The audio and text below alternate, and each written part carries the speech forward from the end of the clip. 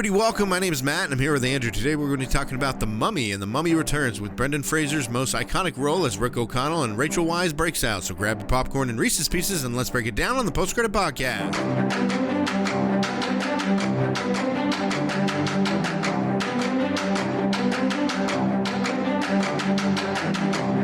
He's very tragic in the sense that, he has a second chance now to make everything right, but he can't make everything right in his second chance. His look is very like steampunk. Yeah. In this show. Yeah, and he wears a leather jacket and what are the boots? Not Dickie boots. Doc Martens. Doc Martens. Good old Docs. Yeah, but he it's just the 80s kind of rocker, but he wasn't.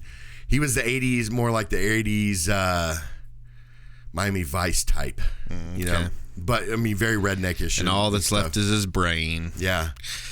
All right, well, let's go ahead and jump into this. Today we're going to be talking about The Mummy and The Mummy Returns. I have intentions of talking more about The Mummy than The Mummy Returns. It's I'm going to say this outright. Because I was a fan of both of these movies, and before we watched this, I was like, I know a lot of people don't like Mummy Returns. I love Mummy Returns. I watched it again this time. This is a top 10 film for me. Didn't hold up as well, The Returns. Oh, okay. Mummy, still as great as ever. Yeah. Are you talking about Returns was a top 10 film? No. Okay. Part one. Yeah, so Returns, it was a little rough, and we'll get into why. But real quick, let's just start off with The Mummy. Mummy came out in 1999. It was directed by Stephen Sommers. It was also written by Stephen Sommers and Lloyd Fonvielle. Those are the screenwriters. I get a real good feeling you're not saying it right. I am. Shut your face. But yeah, those are the screen stories, and then of course Sommers. I always have to feel like I have to overemphasize the O in his name, so you don't think we're saying Summers. Sommers. So he wrote it, but it's also based off of the 1932 screenplay written by John L. Balderston. Probably not saying that one right. I am, actually. I had to get that one right but that one had Boris Karloff in it, and he played a bunch of these movie monsters. It's classic. He's the movie monster actor. Yeah, he played Frankenstein, and I don't think he played Dracula. Christopher Lee played Dracula, but it's he plays these monster roles and everything, and he did a really good job. But the story is a lot different. Have you looked into do you know the story of the 1932 The Mummy, the Karloff one? Okay, so it has to do with Imhotep, and it has to do with an ox in the moon. But those are the only two characters who are the same characters that they are in this movie. Now the difference is in that movie, once Imhotep's resurrected, there's a time jump of 5 years later, and Imhotep's is actually taking on 5 years later. 5 years later, just like after the snap.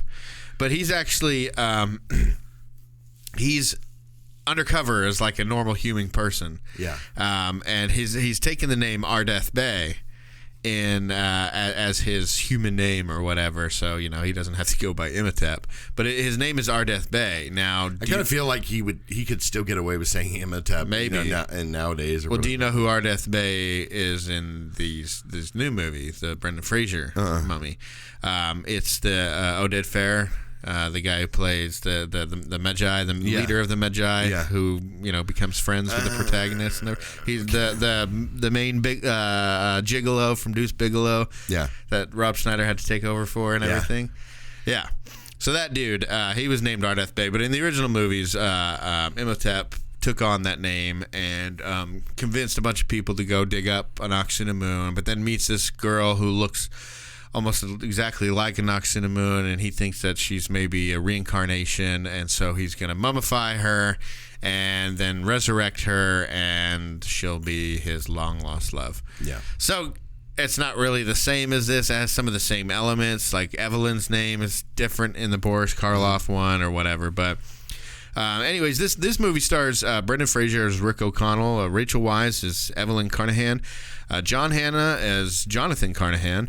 It also stars Arnold Vosloo, Kevin J. O'Connor, Jonathan Hyde, Oded Fehr, Eric Avari, who we got to see 2 weeks ago when we did our Mr. Deeds.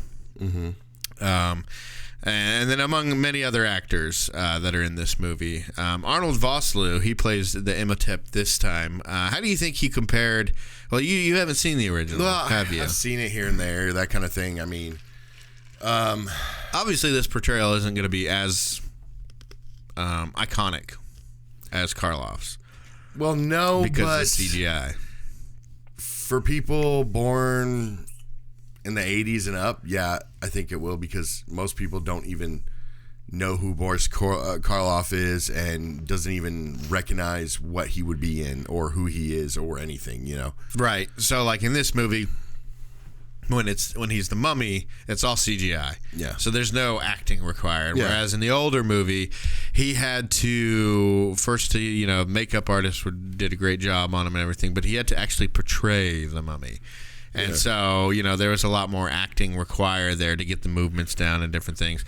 Because once Imhotep in this one gets all his body back and everything, he's kind of just, he's that actor, And there's no menace really, other than the fact that Arnold Vosloo usually plays, bad guys. I beg to differ on that. I mean, just the way that I think the mummy moved like him, I mean, it just kind of felt like it did a lot of the type of movements, like maybe he was in a green suit or something for this, and he actually was. He was. Okay, well, so yeah. That's what I'm saying. I mean, that still took some acting to do, Yeah, and that's what I'm saying. I like what I mean, I guess, is, everything was done in Boris Karloff off of his performance, whereas a lot of the mummy stuff here was done off of 90s CGI that was still trying to find its footing. Yeah, but I thought it was real. What they did with it, they didn't in this movie, in the first one, they didn't overdo it. I think I felt like the CGI wasn't overdone, where in the second one it was way overdone. No, and you watch it nowadays, and you're obviously going to be like, that CGI's off. But I think that people have watched it so many times, they can still accept it. Right, and I think it becomes more acceptable when the movie is set. And you had mentioned this, but it feels like it's a 1930s movie. You know what I mean? And so, like, the CGI kind of seemed like it kind of tricked you by filming it the way that it did. Not the CGI, but the actual live action stuff where they filmed that, and then the, what they were wearing, and then the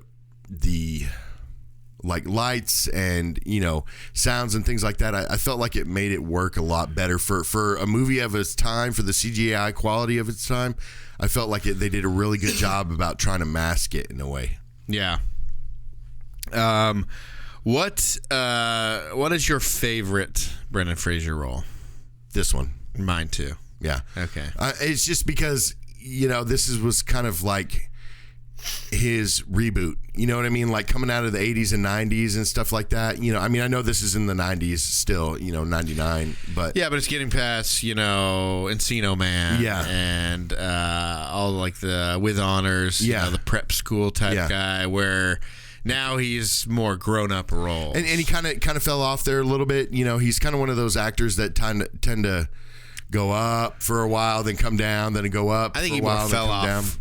After this, like, well, no, that's what I'm saying. Yeah. What I'm saying, before this movie fell off, and then this movie aired, so he was up on the high peak until after the second one, and then he kind of fell off again. Yeah, I feel like he was like just kind of gradually going along. I mean, he had the what was the prep school movie? With Honors? No, the other one.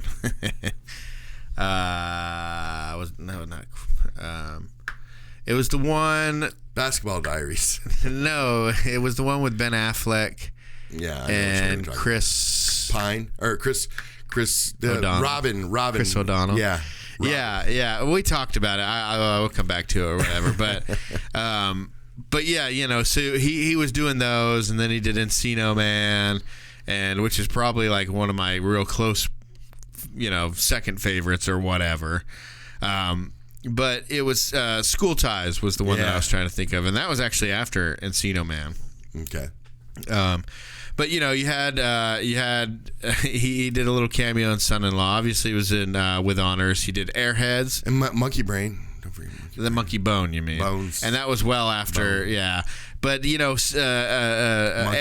We just talked about Airheads. What was it? Yesterday, last week, or the week before? Because Adam Sandler. I think it was last week. I think we've touched on it in the last 2 episodes actually. And he would always do little cameos for Pauly Shore too, because they did Encino Man together, and then he did a little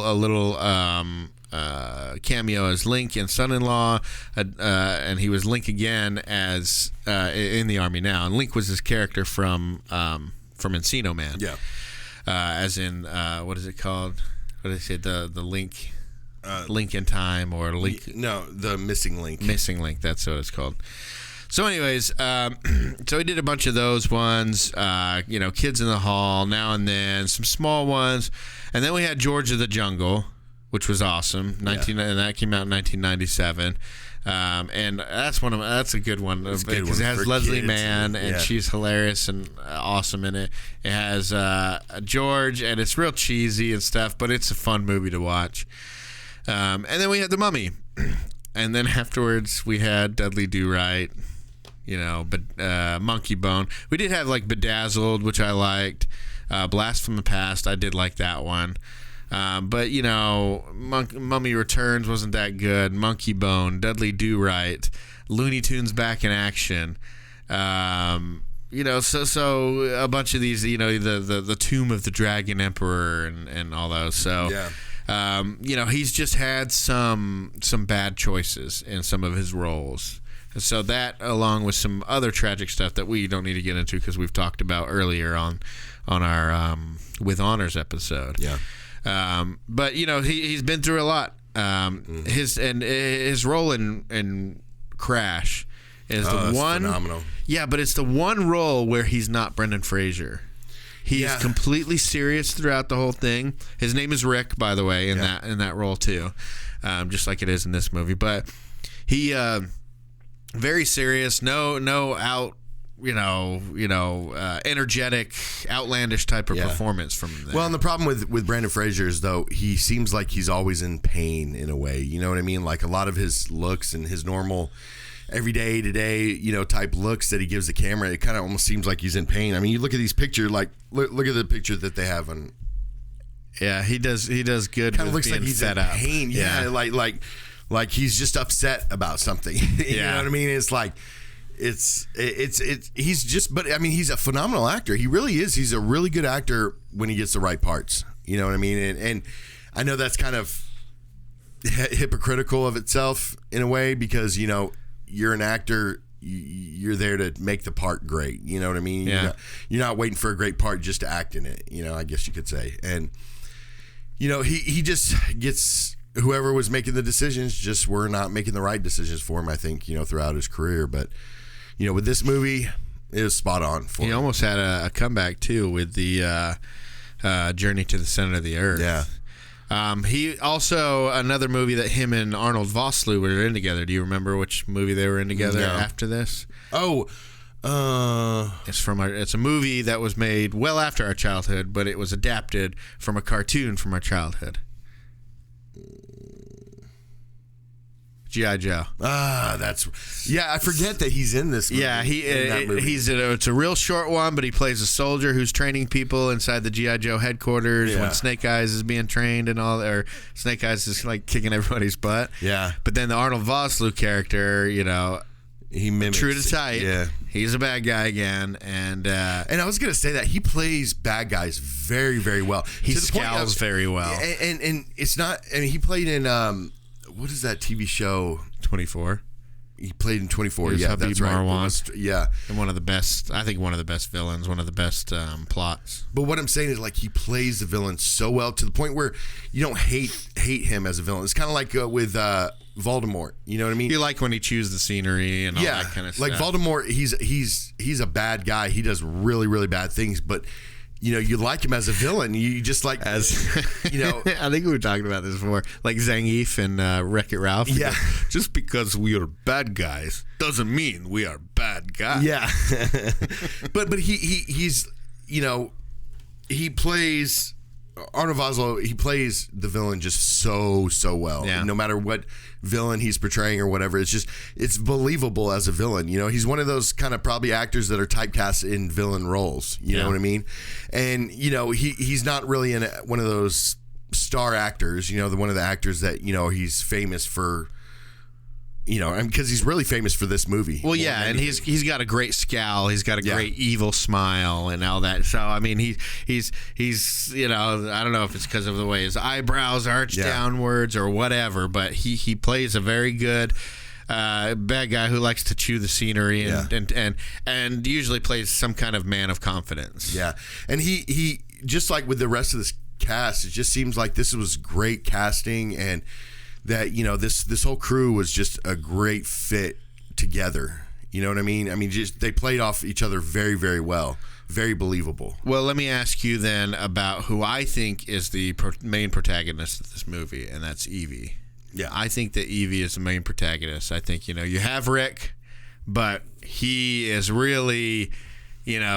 Just fighting people this movie. She's the one doing all the things and who we as an audience see the movie through. Remember I was telling you that yesterday? He's the experienced one and all that. Yeah. Where do you? Remember I was saying this is her empowerment movie where the next one is more of his empowerment. His empowerment, movie. All that kind of stuff. Yeah, but I'd even say that she's the main...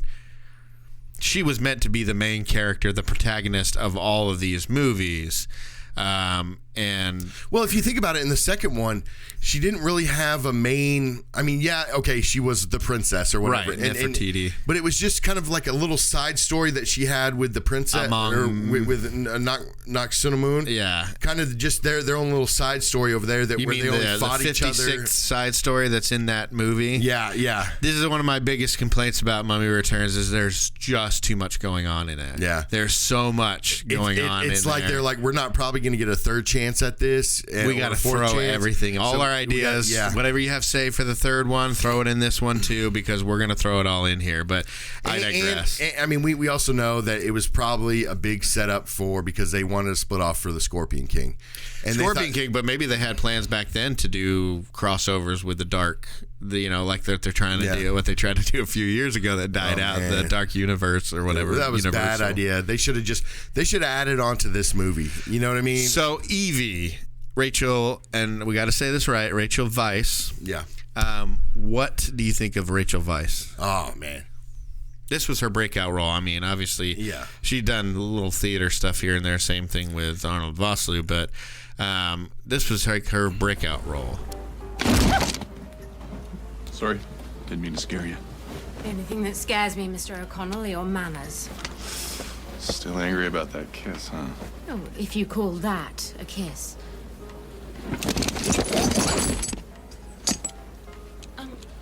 Did I miss something? Are we going into battle? Lady, there's something out there. Something underneath that sand. Yes, well, I'm hoping to find a certain artifact. A book, actually. My brother thinks there's treasure. What do you think's out there? In a word, evil. The Bedouin and the Tuaregs believe the Hymenoptera is cursed. Oh, look, I don't believe in fairy tales and hokum, Mr. O'Connell, but I do believe that one of the most famous books in history is buried out there. The Book of Amun-Ra. It contains within it all the secret incantations of the Old Kingdom. It's what first interested me in Egypt when I was a child. It's why I came here, sort of a life's pursuit. And the fact that they say that it's made out of pure gold makes no never mind to you, right? You know your history. I know my treasure.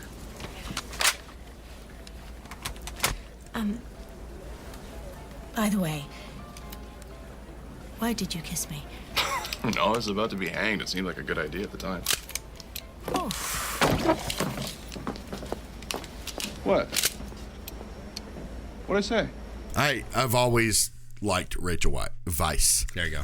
I've always liked her. Everything she's done. I don't think I've seen her in a movie that I didn't like her in. Like that one, Definitely Maybe, I think it was. Oh, I was going to mention that. I don't know if you remember that, but yeah, she was in that. She played that role so well. I mean, and what was the one about the Tree of Life with... The Tree of Life. Is it the Tree of Life? With Brad Pitt and Sean? No, the one with Hugh Jackman, where he transcends throughout whatever. I think I know what you're talking about. That's probably a movie that I never saw. It wasn't the Tree of Life, was it? No, I don't think so. Who did it have in it? It had Hugh Jackman and Rachel Weisz in it, and she kept on like dying, and so like he was almost like kept reincarnating himself or something until he could find a way to stop her from dying. Was it the Constant Gardener? No. No. I know it had Hugh Jackman. He was bald and like he transcended. He went up to space into a tree. Oh, The Fountain. The Fountain. That's The Fountain. It. Yeah, That's it. I do remember hearing about that, and No, she played a good role in that though. She did. I'll have to watch it sometime. Yeah, I've never. Hugh seen Jackman did a good job in that film. I heard some bad things about it though. It was nominated for Golden Globes. Yeah, but I don't know. Yeah, that's definitely maybe she was in that. She wasn't my favorite part of that movie, but I remember her in that movie. Enemy at the Gates was a big one. Oh man, that was such a good film. With it was her, a great movie. She played such a great role in that one. Yeah, Enemy at the Gates. I thought the Runaway was it Jury. Runaway Jury was. Yep, that's a good John Cusack movie. I don't know. One of the last times we see Gene Hackman. Yeah, and her partnership with John Cusack in that movie is really good too. Phenomenal. She was also part of Aragon. I'm saying phenomenal a lot. Tell me to stop, okay? All right. The Phenom. That's the Undertaker. Yeah. Constantine. Yeah. She was in that. I know you're a big fan of Constantine and everything. Remember Aragon? The one based off the book with the dragon and stuff. I just watched it. Did you? Yeah, with the family. They need to, because that book was actually really good. Yeah. And the movie was terrible. I heard that too. I heard that. But just like what they did with my Dragon Ball Z, man. Yeah, but they need to do like a Showtime or HBO or Game of Thrones type of thing with Aragon and do it right. Yeah, but see, they could do a Dragon. Not Game of Thrones necessarily, but the same thing with Avatar and with Dragon Ball Z. I mean, they could really, those films too. I feel like we should do an episode of all films Hollywood has messed up on. You know what I mean? Like literally, like they could have just changed one little thing and made the movie that much greater because. And this is just not me being a fanboy on some of these films. Stop being a fanboy. Yeah, but it's the fact that I'm not alone on this. Even diehard fanboys, even people that don't even know what it is, was like, these movies were garbage. So we should do an episode over that. Yeah, let's do that. She was in Deep Blue Sea with Tom Hiddleston. Yep. The Lobster, that crazy movie.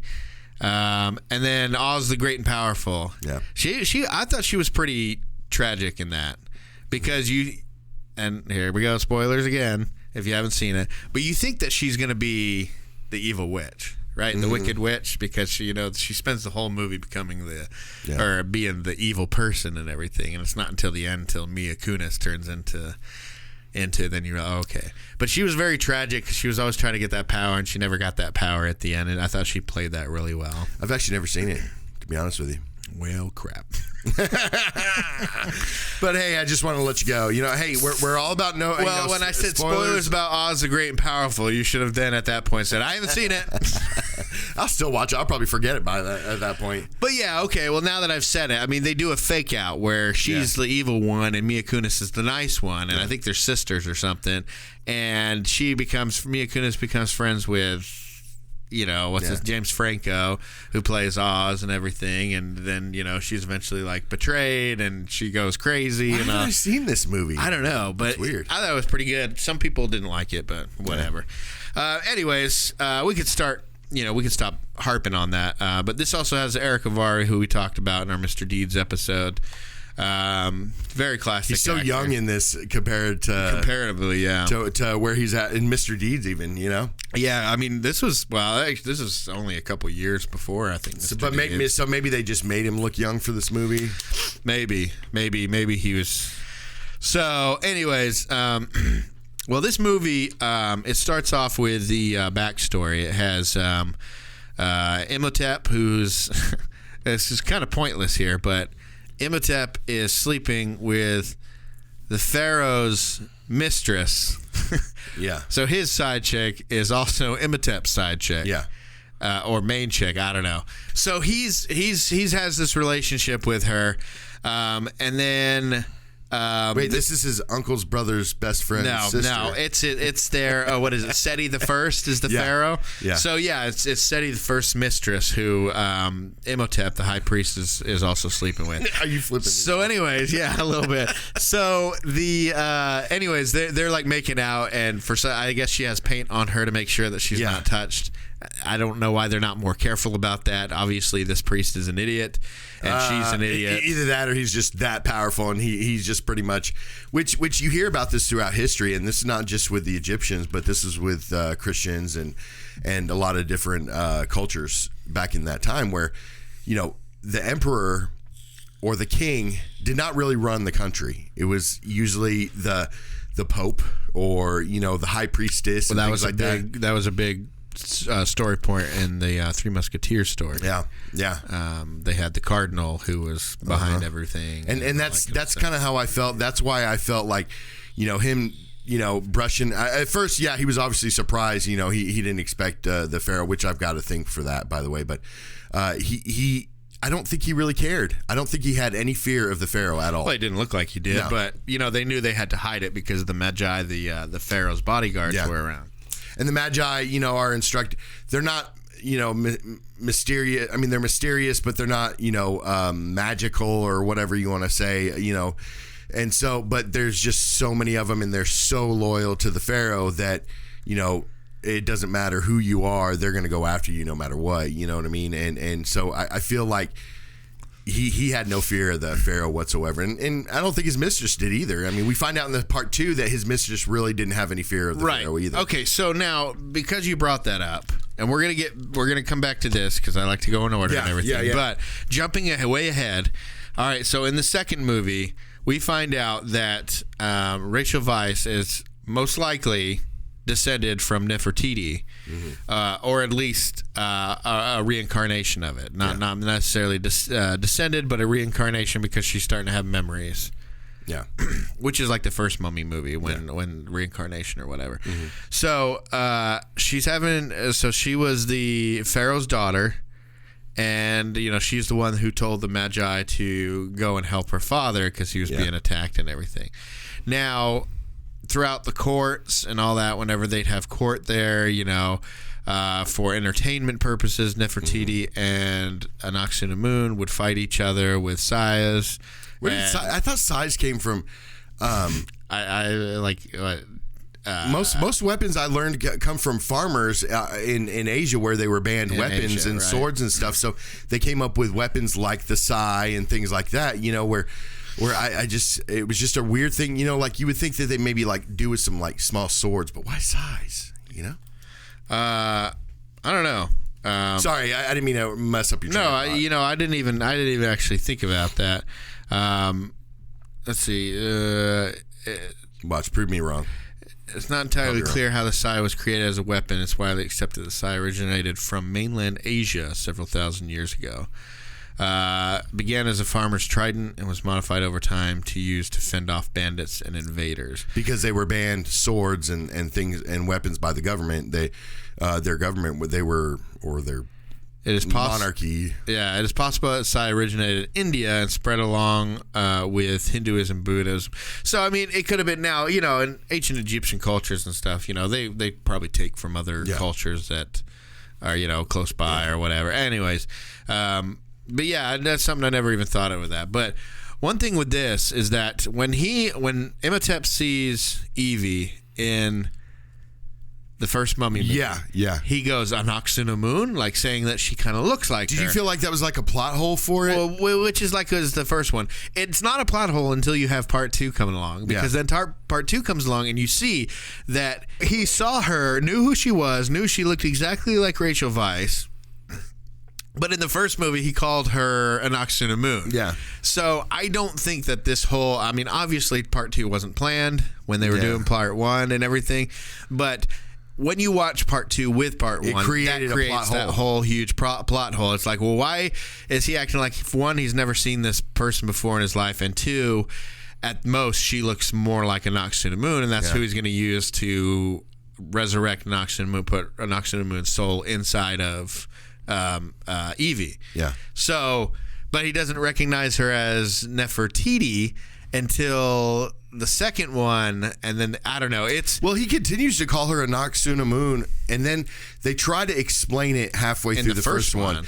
They try to explain it saying that he's chosen her as her the body for basically a Noxunamun's soul. But there's no recognition that she looks like Nefertiti. It's not. But that they try to explain it like that. But then in part 2, it doesn't make sense. You see the reincarnation of Noxunamun. Yeah. So she was in the world all along. Right.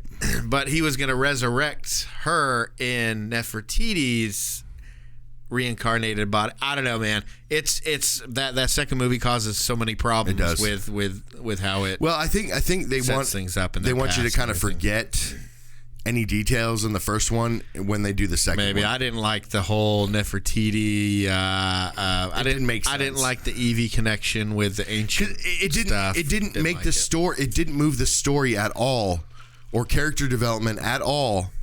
It didn't move anything forward because it's not really character development with the Noxunamun because it's just saying that they got a beef. That we're going to see a chick fight somewhere throughout this. Where's movie. the beef? Yeah, but it's like they say they got some sort of beef that's causing this problem. I think with her story, that whole storyline just really did not move that movie forward at all. It didn't affect the movie. We just knew that they were going to eventually fight it to the death somehow, some way, and they have this hatred. We saw the hatred. They don't even fight to the death. Yeah, and we saw this hatred back in the first one where they Noxunamun kept on trying to come back or whatever, and Evie's fighting him. She only fought her when she was an undead corpse. But that's what I'm saying. It's like we already know that there's a hatred there for that reason. Just like the mummy hates, Imhotep hates the O'Connells. Period. And it didn't move the story forward. So I thought it was so pointless. Yeah. Now let's go back to the with the first one. Okay, so it starts out and they're in Imhotep's room, right? This is Imhotep's church or whatever it is. It's his, I don't know if it's because I thought it said it's Imhotep's. Well, I think it was their place. I think it was Seti the First, the pharaohs, because when he first walked in, he saw Imhotep's guards. Yeah, that was Imhotep's priests. Yeah, and he was like, "What are you guys doing here?" And then he looked, and that's when he realized Imhotep was here. Yeah, but what is he saying? And he goes, "What's going on in here?" But what is he saying is just maybe he's saying what's going on in here. Yeah, but he was asking, "What are you doing here?" So I feel like it was they were in a place they weren't supposed to be. So it couldn't have been Imhotep's place. And this is another thing too, is that this is a Rachel statement. Okay, now that king, as big as that whole area was, the where the pyramids were and his palace and everything. Which that's the city of Thebes, and an Egyptian Egyptologist said that there are no pyramids there. But my wife would ask, as big as him being the pharaoh and everything else like that, do you really think he'd be walking anywhere? And he just so happened to show up right when Imhotep and Noxunamun are there. Just out of the blue, he's just going to randomly just walk around the palace, just checking on, making sure everybody's doing their job, That's a little weird, yeah, because, the movie says that Noxunamun was his mistress. Now, does that mean he was married or had some kind of a wife-type figure there, and then Noxunamun was his side, whatever you call it, his side chick, and Or is that just the name of? Is that how they referenced a wife or a girlfriend type person as a mistress? I don't know. I don't know if he needed to be there, or maybe that was just a Noxunamun's place. That's where he kept his. He's like, okay, you're going to be my side chick, but I'm going to give you this awesome palace here. And it wasn't really even a palace. It was maybe like a mini palace or whatever. But it's like you have your own. Here's those at 7-Eleven. Here's your studio apartment downtown. It's full of gold and statues and stuff. You got the penthouse. It's up top. So maybe he gives her like the Egyptian equivalent of a penthouse over here. Let me pay for all your stuff. Yeah. And he pops by whenever he wants to hang out. I say hang out. Yeah. But it's so I don't know. I think I just can't see a pharaoh things walking maybe not massive hallways and I think he would. I think that on the streets whatever he'd probably be carried in like some kind of a a covered deal like they do in Game of Thrones, where they carry that thing that they ride in and everything. But I honestly, I mean, I think that they probably walk around in the palace by themselves. I beg to differ. I think I'm on a different side of that one, because I really feel like that he's being a pharaoh. You know, I mean, if anything, you know, you get like in Game of Thrones, your little birdie's telling you things, you know, and whatnot, you know, but it's just, the fact is we walk in, you know, the pharaoh catches Noxunamun because she's got her paint skewered, which they had to basically cover her up very, very well with 4 hours of makeup just to, you know, keep this PG-13 movie. And anybody wants to say anything about how she's dressed, that's realistic. You know, Egyptologists said that's actually pretty close to how people were dressing back then. You know, very, very light, very few. I mean, it's hot in Egypt. I imagine you wouldn't want to. Right. And it's almost like, you know, maybe it was done on purpose, you know, for the very reason that we find out that, you know, he's cheating on, or she's cheating on the pharaoh with the priest, you know. So then we go into that, and then you know, basically the pharaoh catches him, and they both assassinate him together. Yeah, and they kill him, and you know, his priests see him. You know, can you imagine being their the assistant priest? You couldn't. I thought about that too. You can't say anything to him because he's your high priest. But you have to go along with it. Cause plagues. Yeah, and they ended up getting buried with it. They ended up getting, you know, their tongues pulled out and all kinds of crazy, weird stuff before they got mummified. And they're probably like, you know, man, we shouldn't have responded to that Craigslist list. Yeah, or something. Yeah, I liked how they were painted in the gold and everything like that, and how.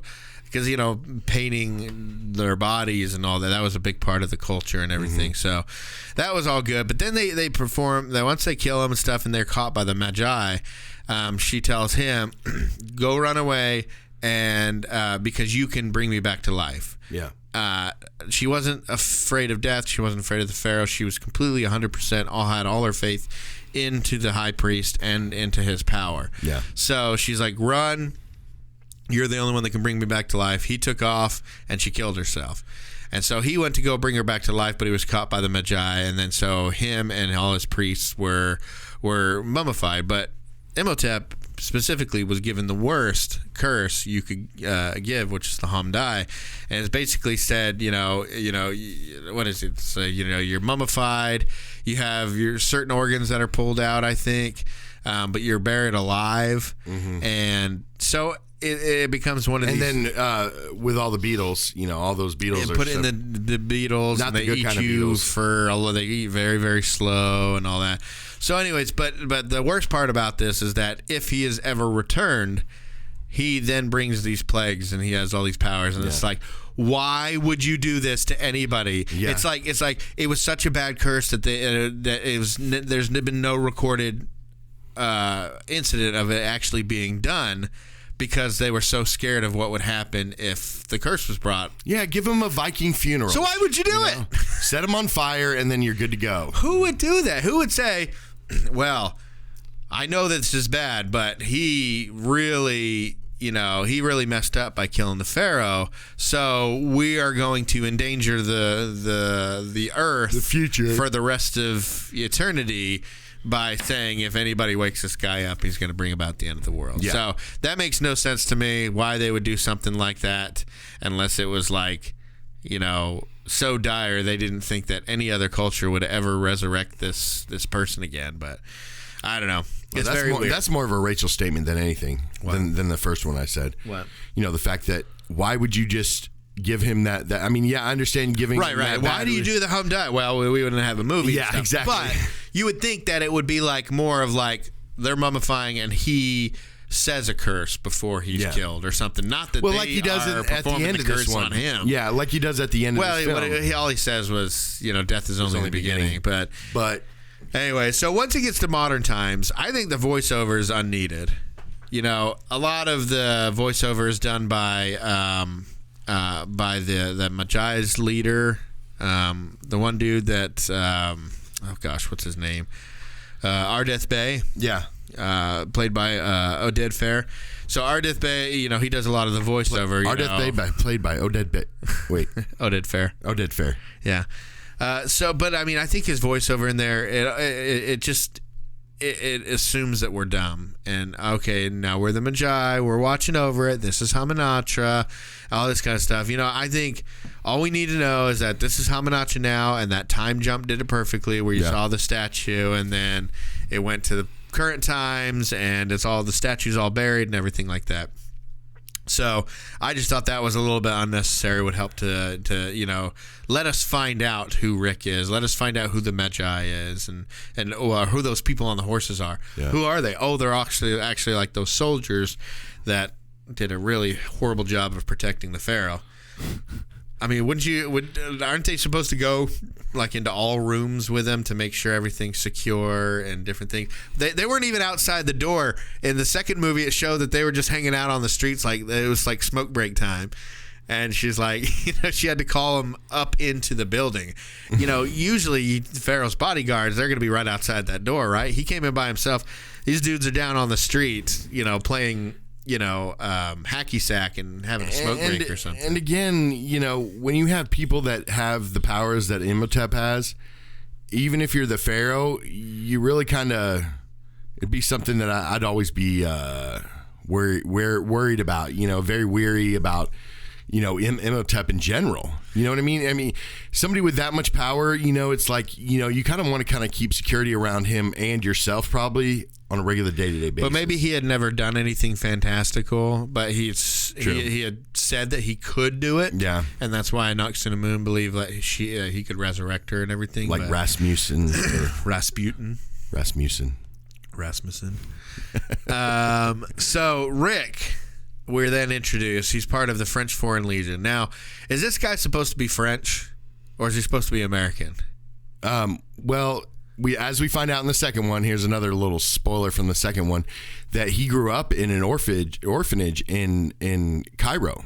Right. So why is he part of the French Foreign Legion? Well, because I think back then there was a lot of French territory, maybe. I mean, it's a guess. I mean, I know history, but I'm not real up to world history as much. Well, I know they were having their European. Well, they spread, the French, they spread out too, just like England did and a lot of these countries. Well, so maybe they had a lot of, some of their army there. So this takes place in the 1920s, so it's between World War I and World War II. So, they're going to be expanding their army and everything. Now, the movie even makes a point of saying that they marched halfway across Libya to get into Egypt to find this amazing treasure. The city of Hamunaptra, because it is said to have untold treasures and all this. So, but they had to defend it from these other people who are raiding and all. So, a lot of the setup doesn't really make a whole lot of sense. Like, why? But I don't think he had to be a soldier. Yeah. They had to march over here.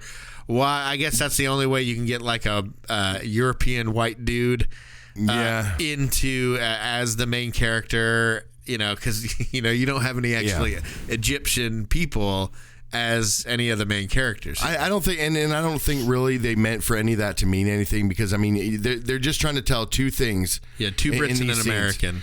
Well, they're trying to show you two different things in these scenes here. At the beginning with Rick, is they're trying to show you that. This Hamunaptra place is real, and there's something supernatural here. So, we're going to be coming back to this scene, to this area, later on in the movie. And then they were also going to show, the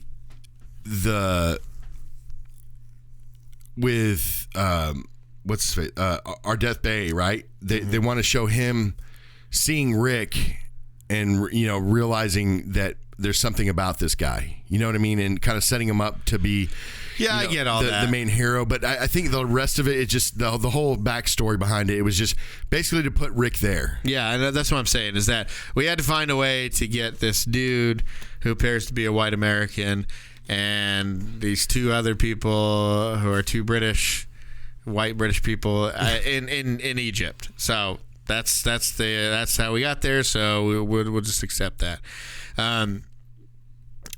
So Summers wrote this after Clive Barker and George Romero first took shots at it, right? Yeah. So it started out being a lot darker because of those two people, and then Summers came and made Rick more of like a comical, like Errol Flynn type of swashbuckling character, right? Yeah. Because the Mummy, the original Mummy from 1932, it wasn't an action or adventure. It was more supposed to be like just a quiet, slow horror. Like a monster. It's a monster movie. Right. It's in that same thing with Dracula and where it was real slow, and you Creature of the just Blue- find things yeah. out, and coming in dark shadows and all that kind of stuff. But it wasn't an action adventure Indiana Jones type of romp like this is. Because we're talking about a classic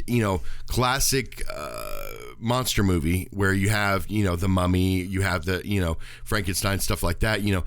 That's the way that I think originally it was supposed to be made out to be, until Summers kind of threw a little bit of like you were saying before, some comedy into it, just to kind of liven it up and to change the story for more acceptable times, I guess. Right. Yeah, it's one of these things where it's a remake, but it's almost like copying Indiana Jones, because you have the action adventure swashbuckling, right? But you're also going back to that time when you'd have the dashing, to the time of the 20s and the 30s, those earlier movies where you have the dashing hero who's doing all these things and getting into fights, but he's always got this confidence, and that he's going to win. You have a naive, the naive female lead or whatever, who's really out of her element and everything, but she's kind of along for the ride. So she plays that very well. Rachel Weisz does. She plays that very well in this. Which we'll get to, but I mean, in this very first scene, you kind of get the sense of, okay, this is a swashbuckling action movie with all the things that Brendan Fraser's doing. It sets the tone of and right from the jump, Benny needs to die, right? Yeah, but man, never has a character tried his hardest to get others to kill him by just being the worst. Yes, he's the worst person ever, worst. and he's always just like oh, he's such a little weasel, and he leaves people behind and all that. And you don't blame everybody throughout the movie for wanting to kill the guy. But I'm sorry, Kevin O'Connor's role in this film, playing Benny, was just, I mean, it was awesome. And I'm not going to say phenomenal, but it was awesome. And this guy, so good. He must have been a friend of Stephen Sommers. He's been in most of his movies: Deep Rising, Mummy, Van Helsing, G.I. Joe. He's been in all these movies that Stephen Sommers has done. And he plays it. I mean, he plays that sleaziness in this film. He's just so sleazy, where it's like, obviously he's making fun of other religions by having so many necklaces of different religious symbols on them and everything else like that. So he's mocking right off the bat, you know what I mean? So it just kind of, I mean, in every single area. Maybe not mocking, but more so just trying to steal from everybody's, whatever will help. He's a cockroach. He's an opportunist. Yeah. He's one of those opportunists that just feed off people and basically just barely make it through life. You see him as the type of person who met Rick, saw what kind of a guy Rick was, and is like, I need to stick close to this guy. I need to be like one of those fish that stay on sharks to clean them and stuff like that, and they get all the benefit off of it or whatever. Yeah. That's what he does. Rick's the shark, and he's the one that's like, I'll be friends with him here or there, help him out with this, good conversation. Well, because Rick's a good guy. He'll help keep me protected, and then as soon as the crap goes down, he's like, all right, peace out, I'm out of here. And going back, don't you close that door? Don't you close that door? It's just that their relationship in this movie was hilarious too. I mean, I think going back to this could have been the 90s Steven Spielberg Indiana Jones if they really, really made an effort with it, with the second one and the third one. The third one's totally off page here, but the second one, there was some reoccurring characters, similarities, things like that, but it was just it could have been he was very, very Indiana Jones, Steven Spielberg Indiana Jones, And the reason that the third one didn't work, I mean, we say it's Rachel Weisz. It is Rachel Weisz, but it's because Brendan Character's character of Rick doesn't work unless you have that character of Evie. It didn't. It had a real hard time working in part 2, and the only reason it did is because you had memories from part 1. Yeah, because Evie in part 2 and Mummy Returns is completely different than the Evie in this one. Yeah, well, in part 2, and also too is just that the relationship with the the son too, because I mean, like she doesn't, they don't. It was. I understand why they had to have him in there because he's gonna want the one with the bracelet. But I mean, Evie could have had the bracelet. Jonathan could have had the bracelet. Rick could have had the bracelet. One of these other people could have had the bracelet. But I thought they were trying way too hard putting that son in there. We're gonna get there, but I think and they're horrible parents. I don't think they should have had the son in the movie. I think that the son was a huge misstep. I think it's hard to have an adventure movie like this. They're trying to make it more family friendly, whatever. Yeah. But. So I'm trying really hard so that we don't have to spend a lot of time on the second one. So I'm trying to insert some. Yeah, and that's what we're gonna do. I think I don't. We're not really gonna dive into the second one. We're gonna use it to show how awesome this movie is comparatively. No, but I mean, I do like parts of the second one, but I'm gonna talk about the parts that I thought that they could have got rid of because it's just overstuffed. But first of all, that face in the sand. Whenever everybody runs and Rick's like, all the sand's going back and forth, and then once it zooms in, you can really see the computer CGI sand as it makes that face. But I was going to tell you about that. The part where he has the sword, right, and he chops off Imhotep's arm. And he puts it on like it's a Lego figure. It's like, but he's swinging that sword, right? And I'm like, okay, some of the stuff he's doing right now, even if these people are in green suits or if they're CGI created, I know some of them are really people in green suits. There's no way he can thrust even a rubber or a plastic sword down and not really seriously injure these people without it looking like he's not killing anybody. You're talking about Brendan Fraser's character? Yeah, but you see when he puts the sword on his shoulder, you look at the sword, it looks CGI. Like you could see the sword is fake. So basically, he's got the hilt of the sword and he's slashing and or maybe it's the looking hilt and stabbing. With about like 4 inches of a foam part of the sword, or something, so that the CGI people know where to start the sword. And because you can see when he's got that sword, like he's got the hilt. The hilt looks real, but the actual blade of the sword, you can tell CGI. Yeah, the only reason I was doing it is because I knew we were doing a podcast and I was looking for things at this point, but I didn't notice it before. Yeah, it's one of these things that if you're trying to notice it or you're trying to, instead of just trying to enjoy it, then the CGI is going to jump out at you because we obviously have much better CGI nowadays, getting to the point where you almost can't tell the fact that whenever you see Superman's mustache being removed or you see, long dead characters being brought back to life in Star Wars movies, I mean, because it's not perfect, it jumps out at you. I mean, look at The Walking Dead. They actually employ people that were born without legs to play these certain parts. Yeah, because so it's getting so much more real now. Yeah, realistic and everything. But like CGI, there's a lot of CGI in movies. Like, when you talk about, what do we want to talk about? Okay, The Phantom Menace versus Attack of the Clones. How much CGI was in Attack of the Clones? Yeah. Versus how much practical was in The Phantom Menace. Yeah. It looked like it. Yeah. But if you know Star Wars, there was actually more CGI in The Phantom Menace than there was in Attack of the Clones. And sometimes these CGI shots are simple little tiny things that you would never even notice. So that type of stuff. But in this movie, even when you have simple little tiny things, it pops out because, they just weren't there yet. Yeah. Now, this movie, it was good. I think for their effort, they did an amazing job. Yeah. Because back then, when we saw the effects like that, we were like, that's amazing. Those effects are really good. This is one of the few movies I can sit there and I can watch it. Not be taken out of it? Well, not so much that, but I can watch it and then tomorrow, the following day, I can watch it again. Yeah. And not have a problem with it. Because I honestly, I was busy with some stuff and I got distracted a couple parts of the movie. Yeah. But, I can remember it because we watched this movie so much when we were younger and everything. But it's a movie I want to go watch again. We cut to a library in Cairo. And it's a library that this character played by Rachel Weisz, Evelyn, works at.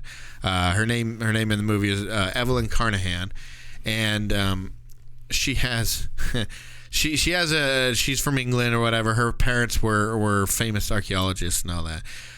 This is based off of a real archaeologist. I can't remember what her name was, but the one that she's based off of, her father was also an archaeologist, just like this person was in the movie. Is it Laura Croft? No, but he was actually part of the people that brought that unearthed Tutankhamun's. So the guy who one of the guys who helped unearth Tutankhamun's tomb, his daughter is who the Rachel Weisz person is based. Sure, it's not of. Lara Croft.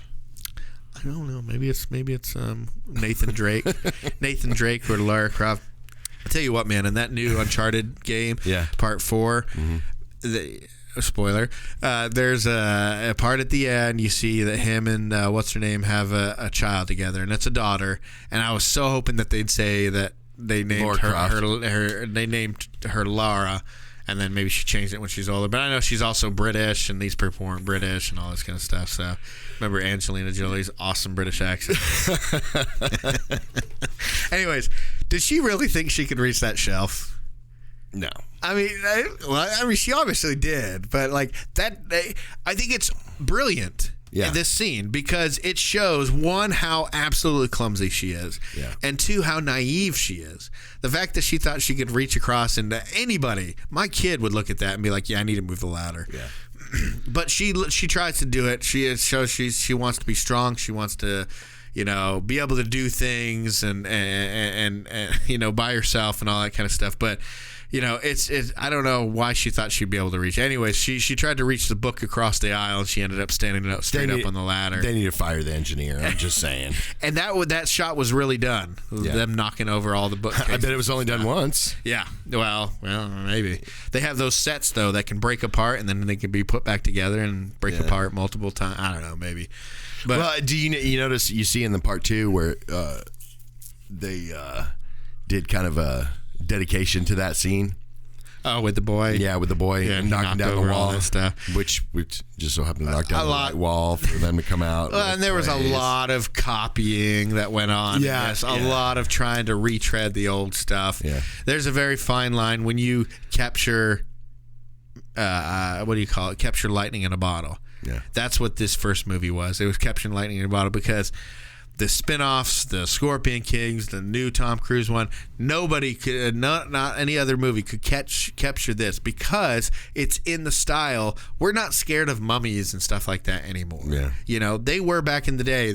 We weren't even back in the 90s, but it did it in a way that was kind of just paying respects to those types of movies. Well, nowadays with the music, it's like this sweet music where you get your dashing rogue to meet up with your smart and capable but very clumsy and naive female lead who's very smart and helps to drive the plot and everything like that. But typically she needs rescuing and all this kind of stuff. So that it's kind of more just paying homage to that time, the simpler time and those types of movies and everything. Well, like I said, it's basically Indiana Jones. I mean, just the music, everything, the history, going back to a certain time in history. It's a lot. I mean, it's like Indiana Jones. And you got that violin, sweet love theme between those two. She's very beautiful, but she acts like a Disney character come to life. She is a Disney princess, technically, right? What do you mean? Well, isn't who owns the rights to that movie? What movie? The Mummy. Universal, isn't it? Okay. Yeah, because Universal does all the Dark Universe and all that kind of stuff. Yeah, it's Universal. I don't know where. I'm thinking of something else that I think that can be classified because it's not owned by Disney, right? Viacom, I think, was owned by Disney. There's a couple. There's some other ones. I mean, they bought up like Fox and all that. Yeah, because I don't think they bought up Universal or They might have bought up Paramount. Did they buy up Paramount? Maybe. I can't remember, man. Disney's becoming ridiculous, but yeah. I mean, she acts like a Disney character come to life. very naive and childish, but extremely intelligent and oozing with knowledge. But and so oozing with knowledge that even in the desert camping out and there's weird things going out, she can't help but grin ear to ear when she's explaining to Rick about all the different things and the curses and how to translate and doing all this stuff. She just gets so excited about it, even though normally she's just like, I don't want to be in this element. She wants the adventure and excitement and doing all the stuff. So you're saying her character's not realistic. It's very unrealistic in a way. I don't know. I think it's just very unique. I mean, I'm sure there's plenty of strong women out there that want to be independent and that do this. But the fact that she starts off, it feels like if the feelings you get for, like whenever they get drunk, you feel like it's the first time she's ever been drunk in her life. Yeah. And where the amazingly delivered line behind her where she goes, and then she has to kind of look, and she looks very concerned. I'm a librarian, and then she's all like happy about it, like she's just realized what she. That was awesome. That was awesome. Just the way she delivered it and the whole line and everything. I liked it. It was just she's very innocent. You know what I mean? She's not very worldly at all. She has no common sense whatsoever. She spent her life in a library. Yeah. She spent her life studying, and she's smart for it. Yeah. She's all the smarter for it. But she's more like book smart, not common sense smart. And as we see in the second one, she's a lot more capable and stuff. Yeah. But she needs somebody because along the way there are rogues, there are other rogues, other treasure hunter, there are other dangerous people out there that are looking for treasure. There are, when you're going through tombs and stuff, and this isn't true, there's not really traps like pressurized salt acid. Have you ever been to one? No, but... So how do you know? I watched a video where this Egyptologist was watching The Mummy with a movie reviewer, and they'd stop every once in a while, and she's like, yeah, they never did booby traps, pressurized salt acid. She goes, I don't even know what that is.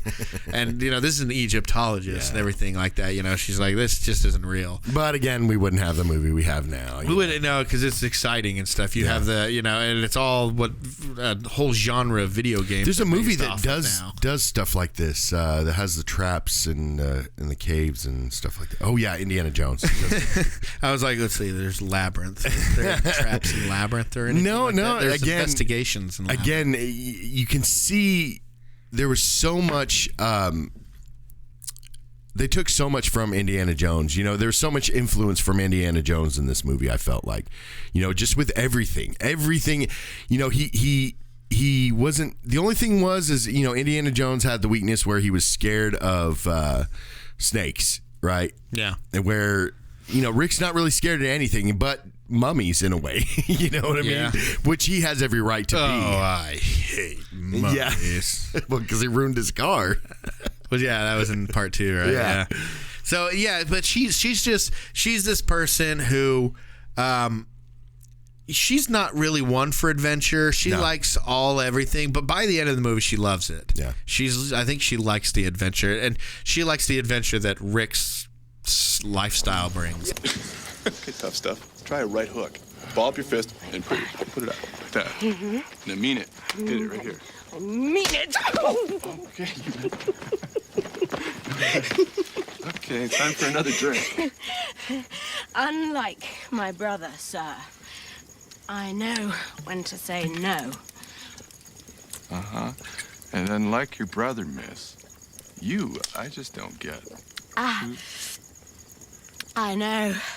You're wondering, what is a place like me doing in a girl like this? Yeah, something like that. Oh, Egypt is in my blood. You see, my father was a very, very famous explorer. And he loved Egypt so much, he married my mother, who was an Egyptian and quite an adventurer herself. I get your father and I get your mother. And I get him. But what are you doing here? Oh, look, I may not be an explorer or an adventurer or a treasure seeker or a gunfighter, Mr. O'Connell, but I am proud of what I am. And what is that? I am a librarian. And I am going to kiss you, Mr. O'Connell. Call me Rick.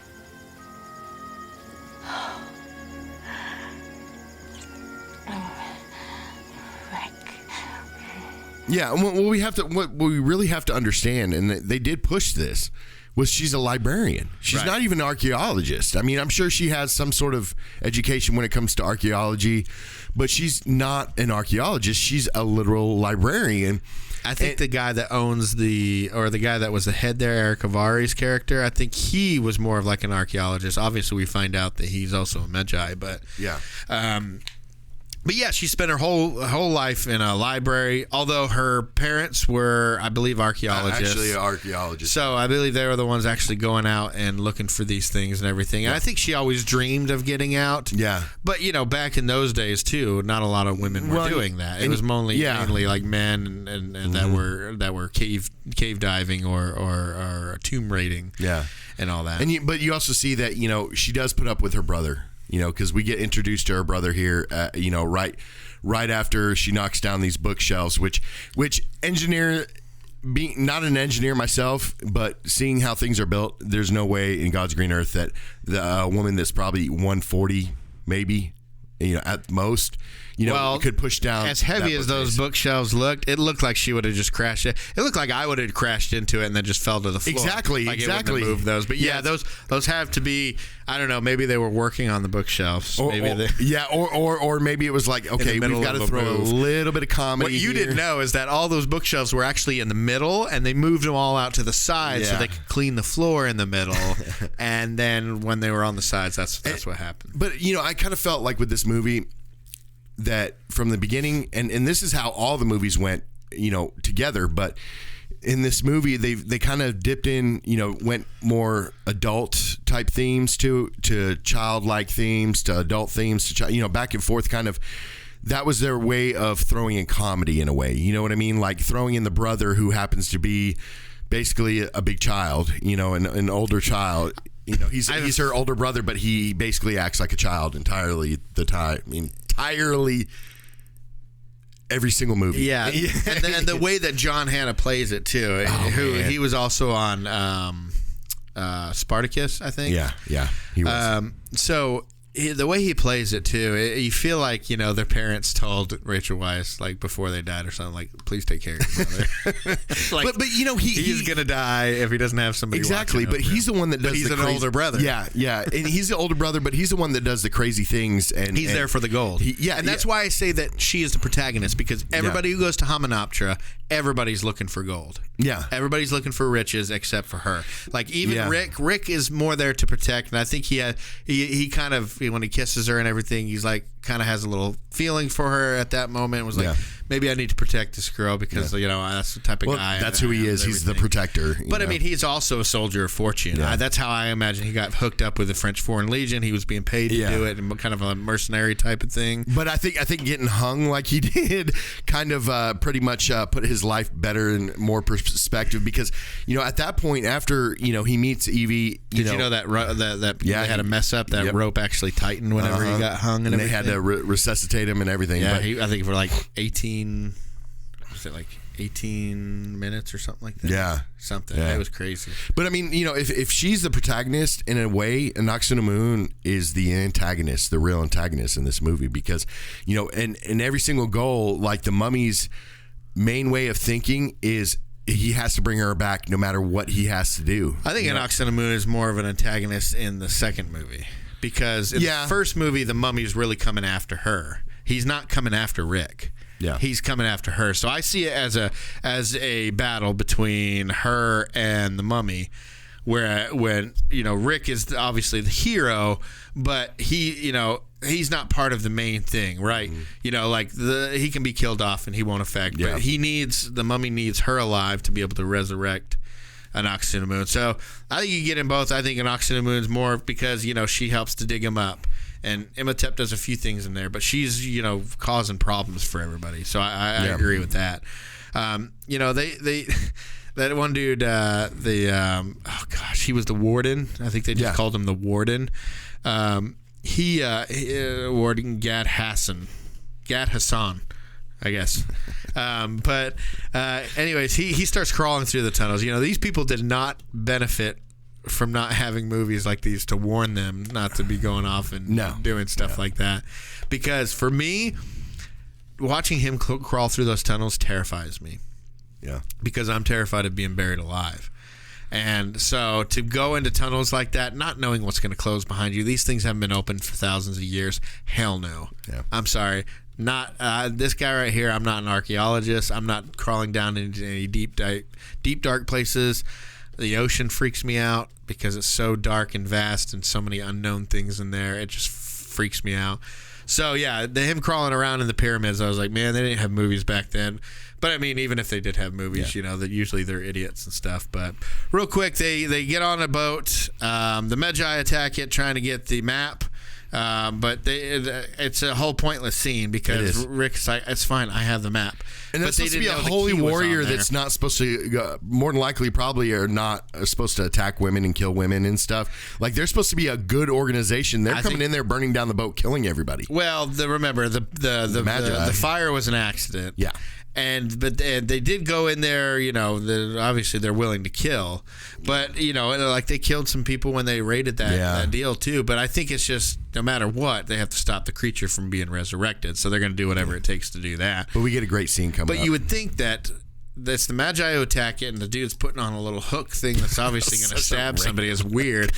But so he's doing that. But or you would think that Eric Avari's character, knowing her and her parents and their family, and they were like family respected. friends, you think he would have been like, look, don't hurt anybody. Yeah. Because, he wouldn't want her to get hurt. Anyways, got to move past that. So Benny, who was a coward and ran away, is leading a bunch of Americans. I shouldn't say Americans, leading a bunch of Texans. Because that was, I guess, the caricature of Americans at that time is a bunch of cowboys throughout the world, Texas or whatever. Yeah. So I guess, so you have a bunch cowboy hats and cowboy boots, riding on horses to go to the outhouse. That's why Rick is never mentioned as an American. I mean, he is, but I mean, he's more, like a soldier of fortune. He works with the Legionnaires.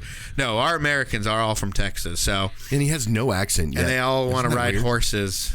And it's only the horses won't go as fast as camels will. Can I mention my favorite scene, or one of my favorite scenes, where the boat sunk and they're on two sides of the river, right? Hey, O'Connell! O'Connell! Hey! O'Connell! It looks to me like I've got all the horses! Hey, Benny! Looks to me like you're on the wrong side of the river!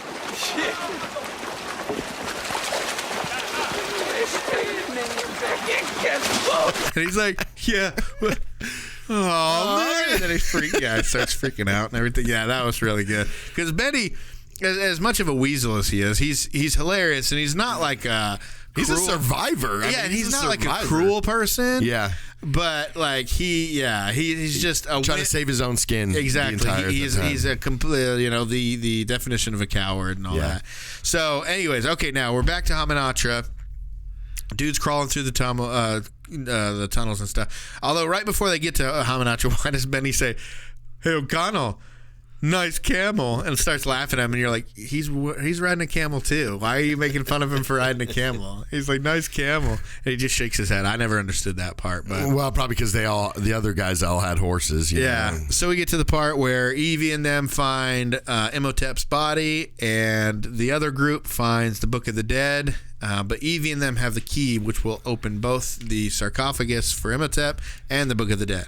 Oh, wow. Thank God she's got the key, because then none of this would have made sense whatsoever. The key also opens up the gold book, too. I mean, that key will open up anything. But, yeah, they just so happen to luckily found it. And what does she say? She says, no harm ever came from reading a book, says the librarian, who then brings about the end of the world by reading a book. Yeah, don't read from the book. And then the second one, she's like, what harm ever came from opening a chest? And he's like, what harm ever came from reading a book? Do you know how that turned out? So that was a good line. But, I've felt like also whenever they have the mummy come out and the noises and stuff, you got the people going down the tunnels of the pyramids and stuff, or of the tombs. And it's like, oh, that was awesome. I love But it's going back and forth. And it reminded me of like the style, the zoom outs and zoom ins, very Sam Raimi-esque. And I think you and I have talked about this, but it's still done in the style of 30s horror and adventure movies. Yeah. So it's kind of a cool little mixture with those and he obviously has a unique vision, Stephen Sommers does, where some of it can be cheesy, but it's all, grandiose. It's all Hollywood. Yeah. Very Hollywood. Yeah. So anyways, but I wrote down a note here. I like how she gets so excited despite the danger approaching. She's always just got like, kind of like a smile on her face and everything. Even when there's literally plagues raining down on Cairo. And he's trying to pack a bag saying, let's get the hell out of here. Yeah. She's like, no, we're going to stay here and everything. We're going to save the world. They can't just run because, Well, she can't. Think about this one, though. She can't run because, in all reality, this is all her fault. Well, and the mummy's after her specifically and all this kind of stuff. But, I mean, it's not like he can run anywhere. This is a world-ending. Yeah. These are world-ending plagues and stuff. They got to do something about it. But, you know, the fact that she's like, no, we got to do something about this. She's been spending way too much time in the library. You know, they got these unrealistic common sense. Got these unrealistic plans ever. about fighting undead mummies and different things like that. You know, it's like all these people that, you know, they want quarantine. You know, they want mummies or zombies and different things like that. But nobody can handle quarantines like we've had and everything. But so I kind of got a little bit confused when they're in the pyramids or whatever, or they're in the structures and underground. But like, who found what first? You know what I mean? It was like, okay, so they opened up and they found his organs first, right? And then they found his body. Well, they found the Americans. So they all found where the Book of the Dead was, but they all met up at a certain point, coming from different directions. Yeah. And to avoid a fight, which Rick probably could have won by himself single-handedly. Which we've seen. Right. But to avoid a fight and any gunfire, Evie's like, we'll dig over here. You guys can have this one. So that's why they find the Book of the Dead, even though that's what she's there to look for. Yeah. They dig somewhere else and they end up finding the sarcophagus then after they split up. So they open the jar, they open the chest and they find the book and all the canopic jars with the organs and stuff, and each of them takes one. And so they're in the presence of it, but of course Benny, being smart survivor coward that he is, runs away before they open it. So he can't be part move ever. Yeah, so he can't be part of the curse or whatever. So once she reads from the book, crazy. Okay, it brings him back to life. Now with the body parts, this is what, and I know that we're not really talking so much about part 2, but this didn't make sense in part 2. Where did they get the body parts again? You know, the urns and stuff like that. Even didn't one or two of them get broken, but then all of a sudden they have them again. One of them did, but I don't know, because first of all, there's 5, and Egyptologists will tell you there's only 4 whenever they used to mummify people. Yeah. They never took out the heart. They believe the heart was, you know, where you did the soul is, or they thought it was just as important as the brain. Yeah. Like that's where they thought the heart was the brain, basically. Yeah. They knew as much as, like, you know, you need to relieve pressure in the brain, you know, so they knew it was important. They just didn't know what it did. The brain did and everything. So, but the heart wouldn't be removed, but they'd have 4 jars. So I don't know if his stuff got removed, how he would stay alive and be buried alive. Yeah. But I'm just saying in part 2, where did they find the body parts? I mean, I know they dug up him and everything else like that, but his body parts were kind of all over the place, right? And I think it got buried in that thing, but would they? I think it was a serious plot hole, like in part 2, where they find all the body parts in the urns again. Remember they bring it onto the train, and then they get those 3 guys to open up the chest again. I don't know. Maybe so he sucked them dry. But I don't think it had anything to do with the jars there. He just needed to take from somebody else.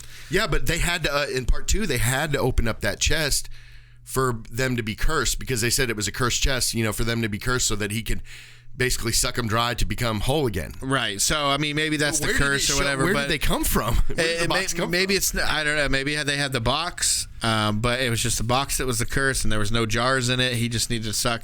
That movie's all over the place. Yeah, that's why. Well, and that's the thing is that, you know, in the first one we find out, you know, with his body parts, he does, you know, do all that stuff. They broke some of them. You know, I guarantee you they got scattered all throughout the Egypt. You know, and so how do you track down that thing?